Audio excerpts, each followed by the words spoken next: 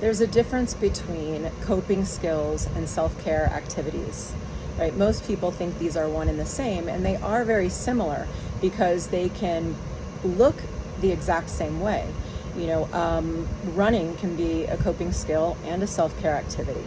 Same thing with, taking a bath, listening to music, reading, journaling, all this kind of stuff.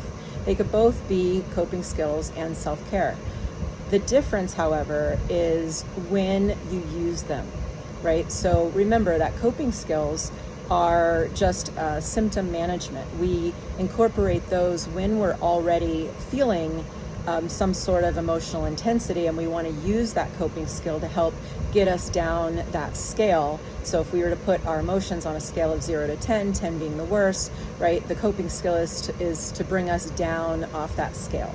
Self-care activity, on the other hand, is used for general well-being and prevention of even, our emotional intensity rising up that scale.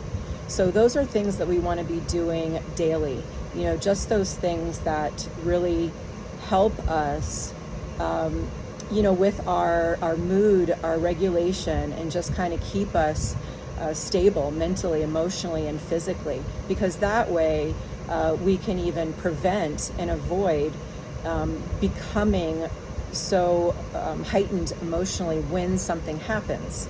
So we need both. So be sure that you have self-care activities that you do normally every day, even when you're feeling good, no matter how you're feeling, right? These are just daily normal activities of your life.